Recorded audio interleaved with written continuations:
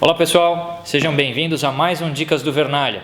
Esse é o Dicas do Vernalha número 11, terceira edição agora já em 2013. Vamos o ano inteiro, espero que eu consiga aí continuar tendo algumas brechas na agenda de trabalho, de vez em quando para gravar alguns episódios, para tocar o ano inteiro com essa periodicidade. Vocês me desculpem se em algum momento houver alguma falha, mas a ideia é continuar o Dicas do Vernalha semanalmente daqui em diante. Então esse é o Dicas do Vernalha número 11. Eu sou o Armando Vernalha Júnior. Se vocês quiserem saber um pouco mais do meu trabalho, basta dar uma olhada no meu site, vernalha.com.br, pelo Facebook e pelo Twitter. Então, facebook.com/vernalhajr, twitter.com/vernalhajr. Hoje eu resolvi trazer um outro tema fotográfico para a gente conversar, que é o uso de reflexos dentro, digamos assim, de uma narrativa de fotografia, de vídeo ou de cinema.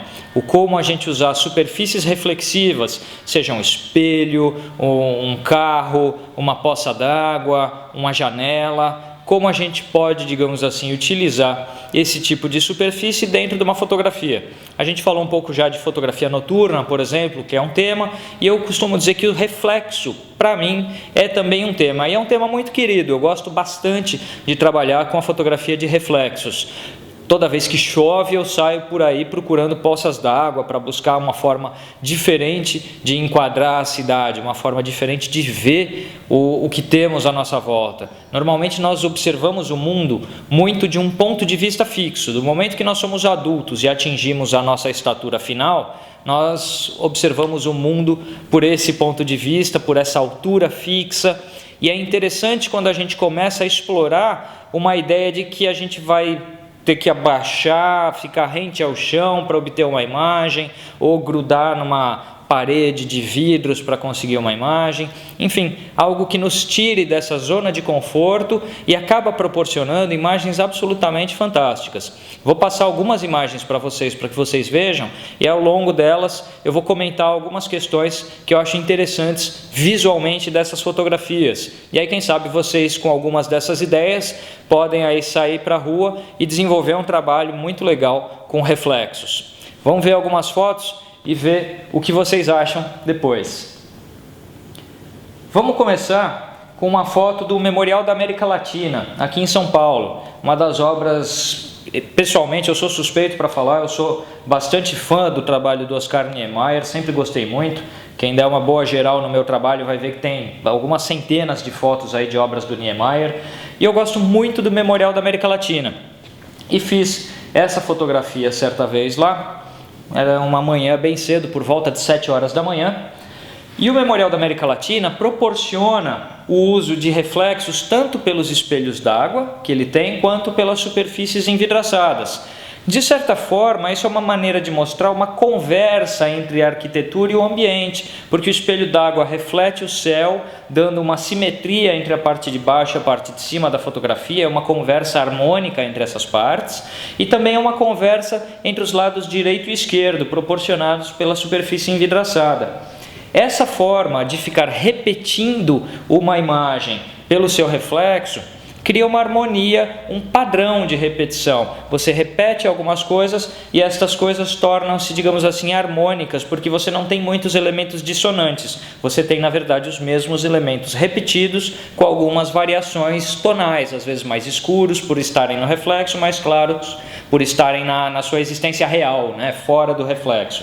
Então, o Memorial da América Latina é um lugar que me proporcionou imagens bastante interessantes trabalhando esse conceito da harmonia por semelhança entre o que está acima e abaixo do horizonte, entre o que está à direita e à esquerda, dentro e fora de um vidro, de uma superfície envidraçada. O Memorial da América Latina eu acho que vale muito a visita, recomendo a todos aqueles que não conhecem. Para quem é de fora de São Paulo, quando estiver em São Paulo, visite o Memorial, porque é um lugar muito bonito, tem uma biblioteca fantástica e tem exposições bastante interessantes que acontecem lá. E também pela arquitetura que proporciona, com esses seus reflexos, uma fotografia bastante interessante. Vamos passar para uma imagem um pouco mais antiga que eu fiz no pátio do colégio. O pátio do colégio, que é parte do Centro Histórico de São Paulo, ali São Paulo começou, evoca para mim historicamente aquela coisa de a São Paulo antiga, São Paulo da Garoa, como às vezes a gente conversa com algumas pessoas mais antigas, elas vêm com aquela imagem de uma São Paulo que tinha um chuvisco, né? Não eram esses temporais cataclísmicos que acontecem atualmente, e aí você tinha uma imagem um pouco romântica da cidade. Então, ir para o pátio do colégio depois de uma chuva e retratá-lo através das poças que ficam naquele calçamento que é muito antigo, para mim é uma forma de resgatar essa estética antiga, esse romantismo da cidade que de alguma forma talvez esteja um pouco embrutecida em concreto, arranha-céu, esse tipo de, digamos assim, da arquitetura moderna. E de alguma forma aquele pedaço do centro histórico pode ter o seu romantismo um pouco resgatado com o uso da garoa, da chuva, das poças de água, algo que era bastante, digamos assim, era uma presença constante na cidade de antigamente. E também procurei usar o preto e branco aí para agregar um pouco essa questão da antiguidade da imagem. É o reflexo que me ajuda a fazer isso. Ele traz, digamos assim, essa coisa de memória. A gente se olha no espelho e fica pensando, nossa, apareceu mais uma ruguinha aqui. Então, o reflexo traz essa coisa de passagem do tempo. Então, usá-lo na fotografia agrega um tema interessante para a tua imagem. Vamos para mais uma foto aqui, uma que eu fiz também no centro de São Paulo, Viaduto de Santa Ifigênia.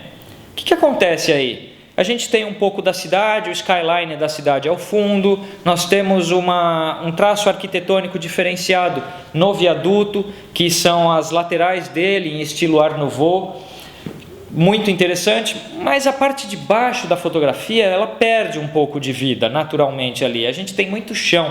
Para ter esse enquadramento que eu busquei com essa foto, a gente acaba tendo uma área bastante grande de chão na fotografia. E esse excesso de chão ficaria um pouco monótono. Essa poça d'água que aí aparece é providencial, porque ela ajuda a refletir partes da cena, reflete essa pessoa que está andando pela calçada à esquerda, que é só uma silhueta que a gente mal vê, mas que quando percebe ela está ali e está no reflexo também. Então, de alguma forma, esse reflexo ampliou a composição, ampliou o dinamismo dessa fotografia, aumentou o número de ingredientes dentro da composição e, usando a mesma teoria do Memorial da América Latina, em que a repetição de uma forma acaba harmonizando, porque você não tem novos elementos poluindo a imagem, sim, você tem os mesmos novamente sobre um outro ponto de vista. Vamos um pouco além, porque até aqui a gente trabalhou com reflexos planos, né? Foram as poças d'água, vidros e espelhos d'água lá no memorial. Vamos para um reflexo distorcido, aqui nesta foto da Estação da Luz. É a Estação da Luz, também Centro Histórico de São Paulo, e eu estou usando o reflexo no capô de um carro. É um Morris, né? Um carro antigo. Há um encontro de carros antigos que acontece na Estação da Luz, se eu não me engano, mensalmente. E esse encontro de carros antigos proporciona algumas imagens de reflexo absolutamente fantásticas. E digamos assim, esse conjunto de carros antigos com um prédio antigo e seus reflexos proporciona algumas imagens muito legais. E tem um ar de, digamos assim, de alguma modernidade em você pegar uma arquitetura antiga e clássica como a da Estação da Luz e distorcê-la completamente. E o curioso é que o elemento da distorção também é antigo, afinal de contas é um carro antigo, é um Morris.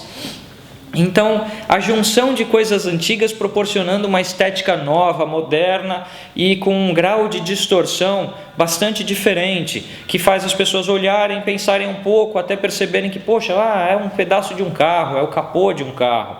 Então, esse tipo de coisa é interessante de se trabalhar, porque a gente tira o real, tira aquela pecha realista que existe na fotografia, dela ter que parecer as coisas como são.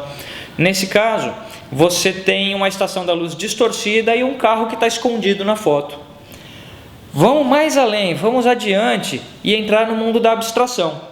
Essa foto aqui eu fiz em frente ao Mosteiro de São Bento, é o calçamento que existe em frente ao Mosteiro de São Bento, no centro de São Paulo. A fragmentação do piso com pouca água, alguns funcionários da prefeitura tinham acabado de fazer a lavagem do chão naquele local, e conforme a água foi secando, as poças ficam mais finas e há uma fragmentação de pequenas poças e áreas úmidas que faz com que haja um recorte, quase que um cubismo dessa paisagem. A gente vai para uma coisa totalmente abstrata, em que eu já não reconheço exatamente que lugar é esse, que formas são essas. Eu percebo que é um espaço urbano, eu consigo perceber que é um reflexo, que é um calçamento, mas eu não tenho uma informação total. A cena não é realista para que nós compreendamos ela totalmente. Então a gente pode entrar para, digamos assim, para uma área completamente abstrata quando a gente coloca um reflexo como esse na nossa fotografia. Esse tema dos reflexos é um tema muito amplo. Eu passei apenas, digamos assim, uma pequena fatia dele para vocês. Vocês podem imaginar como um reflexo de uma pessoa no espelho conta várias facetas dela. Você tem lados do mesmo rosto virados, né? E você tem a pessoa e seu reflexo, você tem de repente as costas de alguém e ela no espelho, você tem N situações em que você consegue enriquecer a observação de um objeto, de uma pessoa ou de uma paisagem através do uso de reflexos. Então esse é um tema muito rico e que pode ser explorado de formas bastante diversas.